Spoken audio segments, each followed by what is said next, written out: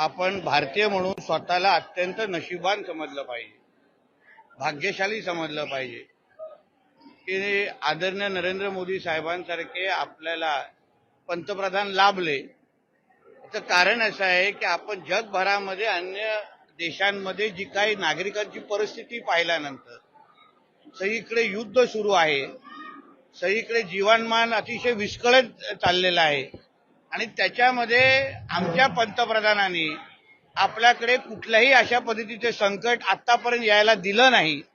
फक्त एक छोटीशी अपेक्षा, माझ्या दृष्टिकोनातून ते अत्यंत छोटीशी आणि फायदेशीर अपेक्षा आपल्याकडून व्यक्त केलेली आहे, ज्याला आपण संकटातून संधी ज्याला आपण म्हणतो.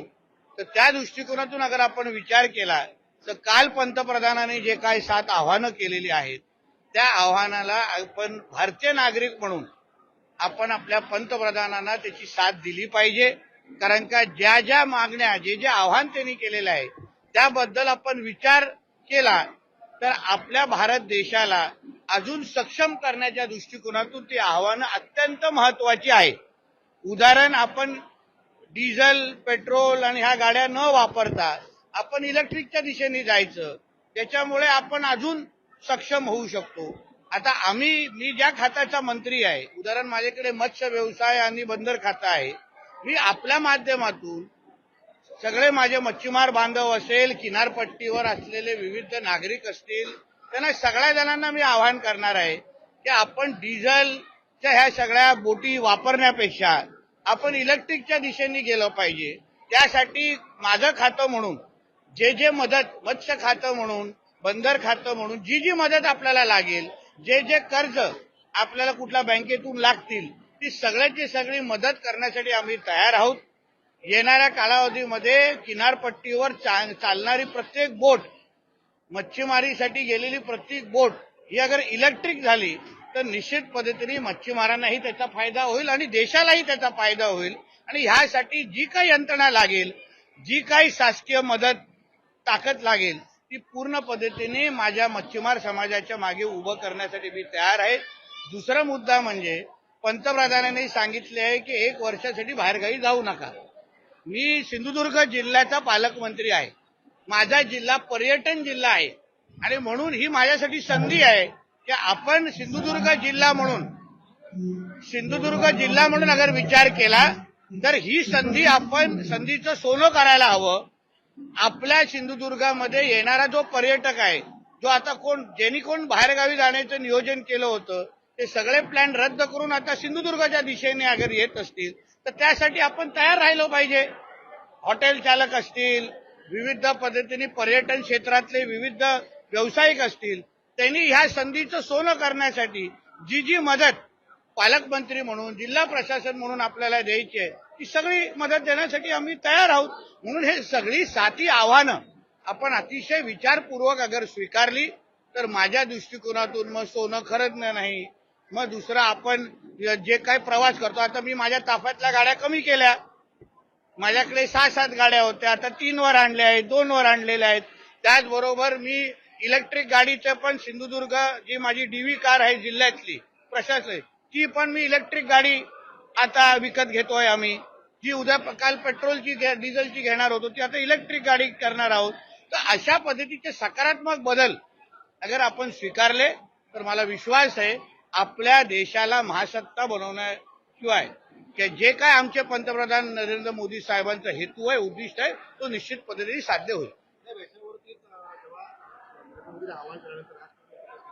ते म्हणतात की आता मन की बात खूप झाली, अर्थतज्ञांचा सल्ला आहे.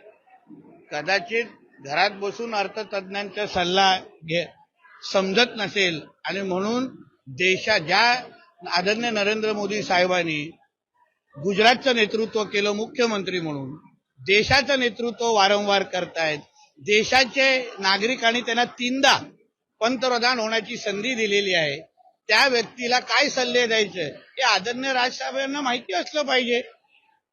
शेवटी आपल्या देशाला पुढे घेऊन जायचं असेल तर देशाची मन की बात त्यांना कळते, नागरिकांची मन की बात कळते, म्हणून तर 3दा निवडून दिलेली आहे. त्याच्यामध्ये उद्योजक पण आले, त्याच्यामध्ये अर्थतज्ञ पण आले. आपल्या देशाचा विकासाचा दर हे राजसाहेबांना माहिती आहे का?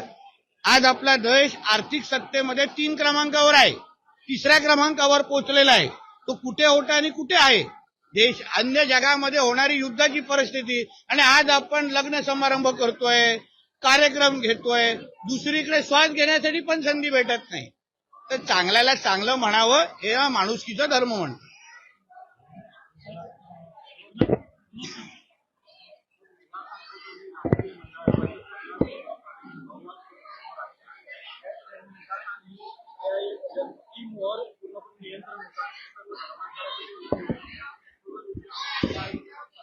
खरं का, ते जे सत्य आहे ते महिला आयोगच्या माध्यमातून बाहेर आलेलं आहे. आम्ही जे वारंवार बोलत होतो, अशा जिहादी मानसिकतेच्या लोकांना, ज्यांना हा देश इस्लाम राष्ट्र बनवायचा आहे गजवा हिंदच्या अंतर्गत, त्याच्यावर परत शिक्कामोर्तब होत चाललेला आहे.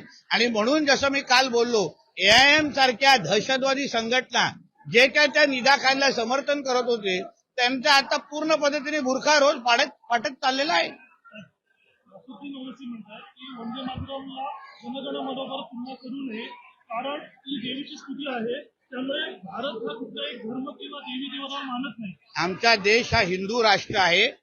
आमचा देश हा देवी देवतांना मानणारा देश आहे. या देशाच्या प्रत्येक कणामध्ये महादेव बसलेले आहेत. आणि हे ज्याला मान्य नसेल तर त्यांनी त्याची दाढी आणि लंगोट आणि गोल टोपी घेऊन पाकिस्तानमध्ये निघून जावं.